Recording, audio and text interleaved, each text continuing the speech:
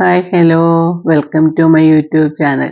ഇന്ന് നമുക്കൊരു നീലപ്പുട്ട് ഉണ്ടാക്കിയാലോ? നല്ല കളർഫുള്ളായിട്ട് പുട്ടുകളൊക്കെ നമ്മൾ കഴിക്കുമ്പോൾ ഒരു സന്തോഷം. അപ്പോൾ അങ്ങനെ നീലപ്പുട്ട് നമുക്കൊന്ന് ഉണ്ടാക്കാം. അപ്പോൾ ഈ നീലപ്പുട്ട് ഉണ്ടാക്കുന്നത് എങ്ങനെയാണെന്ന് വെച്ച് കഴിഞ്ഞാൽ, ഞാൻ വീട്ടിൽ ശംഖുപുഷ്പമുണ്ട്. അപ്പോൾ ശംഖുപുഷ്പത്തിൻ്റെ പൂവ് നമ്മൾ വെള്ളത്തിൽ തിളപ്പിച്ച് എടുക്കുമ്പോഴത്തേക്ക് അത് നല്ല നീല കളറാവും. ആ നീല കളറിലെ വെള്ളം ഉപയോഗിച്ച് നമ്മൾ പുട്ടിൻ്റെ പൊടി നനയ്ക്കുമ്പോൾ നീല കളറാവും. അപ്പം ഞാനും ഇങ്ങനെ ശംഖുപുഷ്പത്തിൻ്റെ പൂവ് ഇങ്ങനെ ഉണക്കിയും വെച്ചിട്ടുണ്ട്, അല്ലാതെ ഫ്രഷായിട്ട് നമ്മൾ പറിച്ചെടുത്ത്. ഇതിപ്പോൾ ഫ്രഷായിട്ട് എടുത്തതാണ്. എടുത്ത് ഇതുപോലെ നന്നായിട്ട് നമ്മളൊരു 8-10 എടുത്തിട്ട് അത് നന്നായിട്ട് വെള്ളം ഒഴിച്ച് തിളപ്പിച്ച്, അപ്പോഴത്തേക്കും തിളയ്ക്കുമ്പോഴും നല്ല നീല കളർ വരും. അപ്പോൾ ആ തിളച്ച വെള്ളം കൊണ്ടാണ് ഈ പുട്ട് നനയ്ക്കുന്നത്. പക്ഷേ ഇതിനകത്ത് നമ്മൾ സാധാ പുട്ട് നനയ്ക്കുന്ന പോലെ തന്നെ നനച്ചാൽ മതി, അല്ല പ്രത്യേകിച്ച് ഒന്നും വേണ്ട. ഉപ്പൊക്കെ ചേർത്ത് ഞാനിതിപ്പോൾ ഏവീസിൻ്റെ പുട്ടുപൊടിയാണ് ഞങ്ങൾ ഉപയോഗിക്കുന്നത്. അപ്പോൾ അതിനകത്താണ് ഞാനിങ്ങനെ ചെയ്തത്.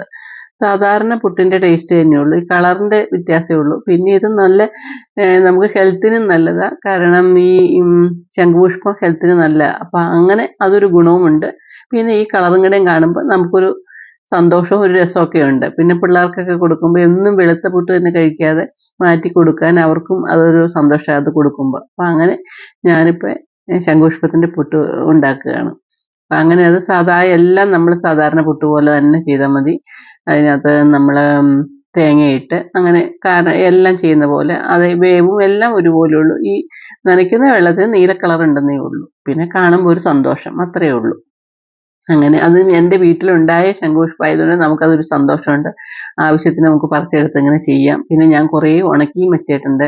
നമുക്ക് ശംഖുപുഷ്പം പോയാലും പിന്നെ ഉണ്ടാക്കാമല്ലോ. അപ്പോൾ അതിന് വേണ്ടിയിട്ട് അങ്ങനെ ഉണക്കിയും വെച്ചിട്ടുണ്ട്. പിന്നെ ഇത് സാധാരണ നമ്മൾ പുട്ട് എടുക്കുന്ന ഒരു പുട്ട് എടുത്തു, പഴം കൂട്ടി ചെയ്യാം, കടല കൂട്ടി, എന്ത് വേണമെങ്കിലും ചെറുപയർ കൂട്ടി, അങ്ങനെ എന്ത് വേണമെങ്കിലും കൂട്ടി നമുക്ക് ഈ പുട്ട് കഴിക്കാം. അപ്പോൾ ഇങ്ങനെ എല്ലാവരും ഉണ്ടാക്കി നോക്കണേ. ശംഖുപുഷ്പം ഉള്ളവരൊക്കെ ഇങ്ങനെ ഉണ്ടാക്കി നോക്കിയാൽ നല്ലതാണ്. പിന്നെ അത്യാവശ്യം വേണമെന്ന് പറഞ്ഞാൽ ഞാൻ തരാം, എൻ്റെ കയ്യിലും കുറച്ചിരിപ്പുണ്ട്. അപ്പോൾ ഈ വീഡിയോ ഇഷ്ടമാവുകയാണെങ്കിൽ എല്ലാവരും ലൈക്ക് ചെയ്യണേ, ഷെയർ ചെയ്യണേ, കമൻറ്റ് ചെയ്യണേ. Okay, thank you.